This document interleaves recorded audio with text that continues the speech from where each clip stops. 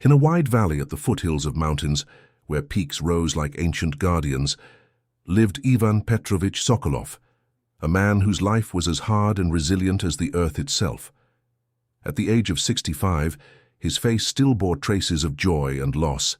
His hair, which had once been dark like fertile soil, was now silvery like frost on a winter morning, yet his eyes remained clear and sharp like the mountain streams flowing through his lands. Ivan had not always lived there. For 22 years he served as a dog trainer in the army, training brave and loyal shepherds. When the time came for retirement, he returned to the family farm inherited from his ancestors. With him, he brought his last service companion, Baron, a magnificent dog with black and red fur, whose strong body and proud posture betrayed his past as a guardian. Both adapted to the quiet rhythm of rural life, caring for a small flock of sheep, whose wool was considered among the best in the district. 8 years had passed since that time, and Baron was still impressive, although his muzzle already showed signs of the passage of time. For him, protecting the sheep was more than a duty, it was a sacred mission. At night, Ivan listened to his quiet steps around the pen and his deterrent barking that scared away foxes and wolves. Since the death of Maria, Ivan's wife, 3 years ago, the farm had become quieter. His son Alexei lived in the city and visited them only on special occasions, bringing with him his wife and children. Long winter evenings by the fireplace were now a matter for two, Ivan and old Baron finding comfort in each other's company. This year, autumn came earlier than expected, bringing with it cold winds descending from the mountains. A harsh winter was approaching, perhaps one of the most merciless in decades. Ivan prepared carefully, ordered hay from the city, and stored wood for the coming months. But one gloomy October morning everything changed. Snow fell earlier than usual, covering the landscape with a thin white blanket. As always, Ivan let Baron out for his morning walk, expecting him to return soon, but this time he did not return. Worried, Ivan dressed warmly and went out to look for him. The snow was no longer falling and the world was wrapped in white silence. He called the dog, his voice echoing across the empty fields, but there was no answer. With his heart tightened by anxiety, he followed the tracks that led toward the pine forest west of the farm. There the tracks disappeared under the trees. Ivan continued calling, stopping from time to time to listen. Finally, half a kilometer from the edge of the forest, he heard faint barking. It was not ordinary barking, but full of anxiety and urgency. He hurried toward the sound and found Baron by a fallen tree. The dog was moving restlessly, approaching the trunk over and over again, as if trying to show him something. Carefully, Ivan approached, thinking it might be about an injured animal, maybe even a young bear. But what he saw surprised him. Under the trunk, among the roots, lay a young lynx. It was thin, trembling, and an open wound on its hind paw showed, scarlet blood on the white snow. At the sight of Ivan, the lynx retreated, showing sharp teeth, but Baron showed no signs of aggression. On the contrary, he lay down in the snow, placing his head on his front paws in a gesture of peace. Ivan, who had worked with animals all his life, knew that the wounded could be dangerous. However, something in Baron's behavior made him hesitate. This one, trained to deter every predator, was behaving as if he wanted to protect the young lynx. The situation was risky, but Ivan could not simply leave this animal to die. Thanks to his experience in caring for sheep, he decided to act. Slowly, with the utmost caution, he took off his jacket while Baron watched from a distance, maintaining a humble posture. It was as if the dog was trying to assure the lynx that there was nothing to fear. In a quick but thoughtful movement, Ivan covered the lynx with his jacket. The animal tried to resist, but pain and exhaustion weakened it.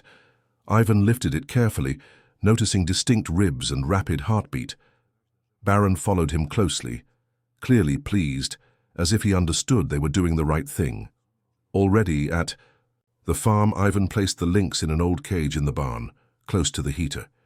He gently cleaned the wound. It was a deep cut, probably caused by a trap or some sharp metal. He applied antibacterial ointment that he usually used for his sheep.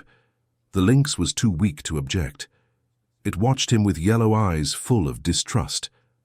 Baron sat by the cage, not taking his eyes off it. In his eyes there was no hostility, only deep concern. From time to time he emitted a quiet whine, as if trying to calm Ivan or the creature itself.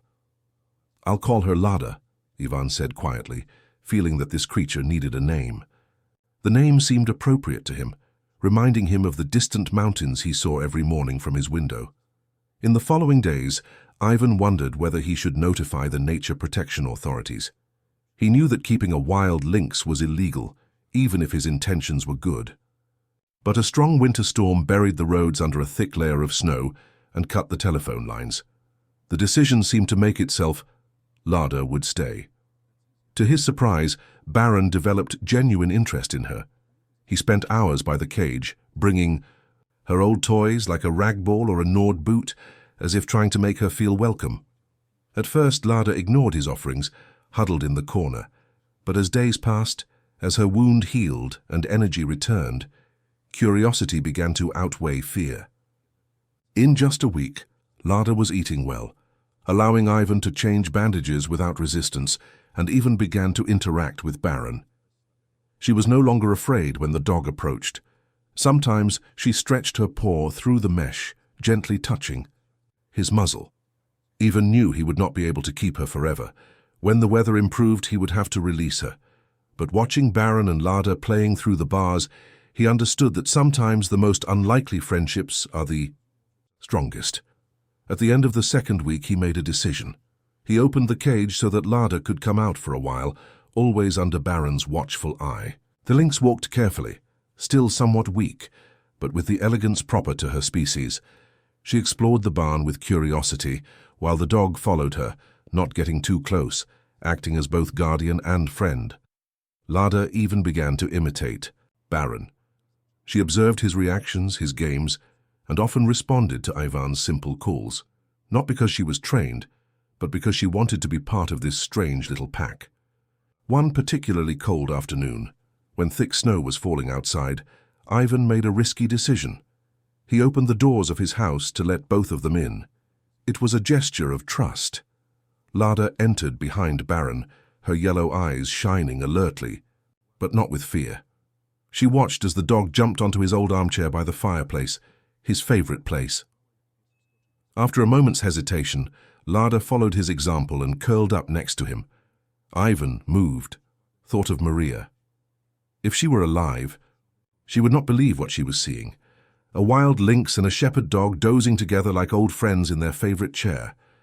He smiled, felt a deep warmth in his chest. This image, as unlikely as it was beautiful, reminded him that even in the coldest winters, life knows how to find ways to flourish. It was a feeling that Ivan had not experienced for a very long time. Despite the harsh and persistent winter, the bond between Baron and Lada only strengthened. Lada moved freely around the farm, sometimes disappearing for hours in the forest, but always returning at dusk for dinner and sleep next to Baron. Ivan began taking them with him during daily rounds. Baron performed his usual work with the sheep, fulfilling his role as shepherd, while Lada observed them from rocks or crept between bushes and small caves. Surprisingly, the sheep were not frightened by her presence, as if they had accepted that she too was part of this strange flock. One day, taking advantage of a rare break in the snowstorms, his neighbor Mikhail Basilev's truck stopped at the farm. Mikhail, one of Ivan's few friends, entered the kitchen, bringing news from the outside. "The roads are terrible," he commented, shaking snow from his coat. "But they say that in a few weeks the thaw will begin." He fell silent, seeing Lada and Baron entering the room, who observed him cautiously. With wide-open eyes, Mikhail whispered, "My God, Ivan, that's a lynx." Ivan knew at that moment that the inevitable had arrived. He felt a pang of guilt, as if he had done something wrong. But looking at Lada and Baron standing next to each other, in perfect harmony, he understood that what they had created was something special. He had nothing to be ashamed of. He told Mikhail the whole story, how he found wounded Lada, how Baron refused to abandon her, how she healed, and how slowly friendship blossomed between them. Mikhail listened in silence, his initial skepticism disappearing, replaced by a mixture of amazement and respect. "I've heard of strange relationships between species," he finally said, "but to see it with my own eyes. Ivan, you know that a lynx is not a domestic animal. If the protection service finds out, Ivan nodded. He knew the legal risk, but explained, I'm not keeping her. She's free to leave when she wants, but she chooses to stay. Mikhail looked at Baron and Lada lying together by the fireplace, their fur almost intertwined. Moved, he muttered, this is something special. Maybe the world needs to see more such stories. With the arrival of March, the first signs of spring became visible. Snow began to melt, revealing patches of wet grass. Birds returned and filled the air with their song. Roads began to clear, and soon Ivan would be receiving visits to his farm. He knew he would not be able to keep Lada forever, not in this half-wild, half-domestic state. One night, sitting on the porch with Baron and Lada by his side, he made a decision. He called his son Alexei, now that telephone lines were working again, and told him the whole story, trying to convey the importance of the friendship between the two animals. Alexei, practical but always understanding of his father's feelings, promised to investigate options. A week later, he called again with a proposal. His friend from the Nature Protection Center suggested an unconventional solution, granting Ivan a special permit to keep the lynx under an interspecies interaction study. The agreement included regular veterinary checks, security measures, and keeping an observation diary. Under these conditions, Lada could stay on the farm with Baron and Ivan. With true spring, when fields filled with wildflowers and the sky became clear blue, Ivan watched from his porch as Baron and Lada played together in the field, dog and lynx, old guard and wild beast, who had found a common language of trust, understanding, and friendship. The story of Baron and Lada quickly spread through the nearby valleys. At first there were doubts, but over time skepticism gave way to curiosity, and finally to admiration. Helena Ivanovna, a biology teacher from the local school, asked for permission to bring her students to the farm. Ivan agreed with the only condition that the children would keep their distance and understand that Lada was not a domestic animal, but a wild animal that chose to stay. The visit went better than Ivan expected. Baron, always seeking attention, allowed himself to be spoiled by the children. Lada, more cautious, stayed away, but observed them closely, alert and calm. From afar, a girl named Sonia, shy and barely 8 years old, spoke words that Ivan would never forget. She didn't say much, but the essence was clear. They don't know they shouldn't be friends, they only know that they take care of each other. This phrase, as simple as it was wise, deeply moved Ivan. With the arrival of summer, the coexistence between Lada, Baron and Ivan became part of something bigger. A zoologist from the Nature Protection Center began visiting the farm once a month, recording observations, taking photographs, and becoming increasingly amazed. Ivan also kept a diary, describing in detail the changes and peculiarities in Baron's behavior and above all Lada's. Most amazing was how Lada learned from Baron. She not only imitated his behavior, but seemed to accept her own responsibility toward the sheep. While Baron patrolled and cared, Lada observed from a distance, especially after the birth of new lambs in midsummer. But then something completely unexpected happened. Ivan discovered a small nest made of grass and wool in a hidden corner of the barn. Lada had given birth to 3 young. She protected them fiercely, but allowed Baron to approach. Even Ivan was not initially honored with this privilege. The dog accepted the role of nest guardian with touching seriousness, watching every movement in the barn. Researchers were surprised. They had never documented a case of a wild lynx trusting a human environment so much as to give birth there. 2 weeks later, Lada began allowing Ivan to approach her young, 2 males and 1 female, all with characteristic spots on their fur, and those intense yellow eyes that seemed to be direct heritage from their mother. Sometimes Ivan stood in silence, watching Baron and Lada rest together next to their young. Baron licked them tenderly, as if they were his.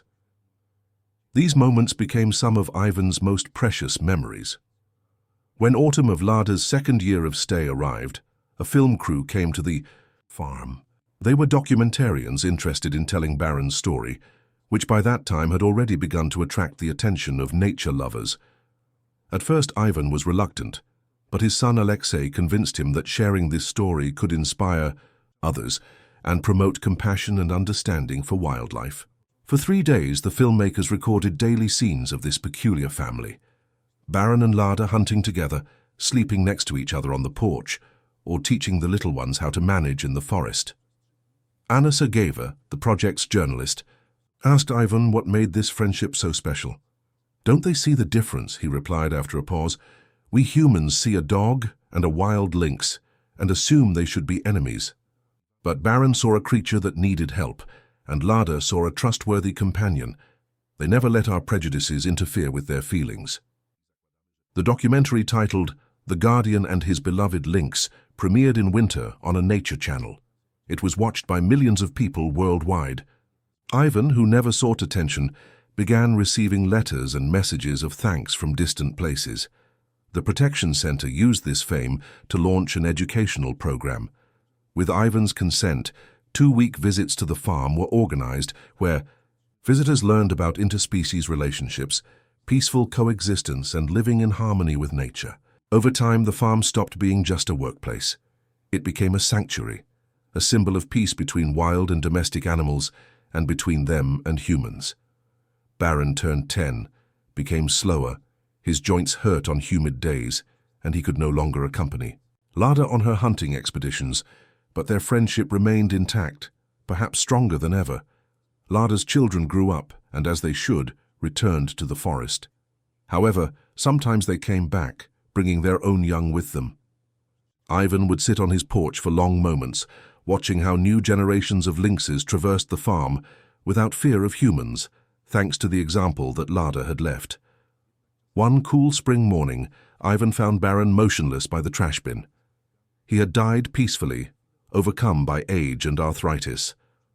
Ivan buried him under the great oak, where he had so often seen him watching over the flock. Lada remained by his side in silence, as if she fully understood the importance of this farewell. At that moment, Ivan feared that without Baron, Lada would also leave. Wolf and lynx, 2 wild souls united by an unlikely friendship. But Lada stayed. Although she spent more time in the forest, every night she returned to the farm, slept in the old armchair where she once cuddled with Baron, as if in that corner she could still feel his presence. Over time, Lada naturally assumed the role of guardian, especially during the birth of new lambs. It was as if she wanted to continue the work that Baron had begun. When the Protection Center suggested bringing a new shepherd dog, Ivan refused. Instead, he went to the shelter and adopted a mixed-breed puppy with a warm and calm gaze. He named him Nadezhda, which in Russian means hope. To Ivan's surprise, Lada almost immediately accepted the little one. Perhaps in him she recognized something familiar, a trace of Baron's protective spirit. Over time, Ivan aged. The farm passed into the hands of his son Alexei and his family. But he still remained there, helping as much as he could. His granddaughter Katya grew very fond of Lada, who was already grey, her spotted fur covered with greys and silver.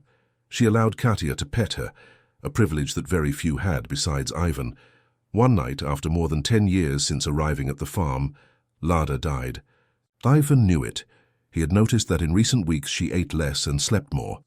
That night he found her lying in her usual armchair. He sat next to her, stroking her soft fur, while Nadezhda, lying on the floor, watched in silence, as if sharing the sadness. "Thank you," Ivan whispered. "You taught us so much."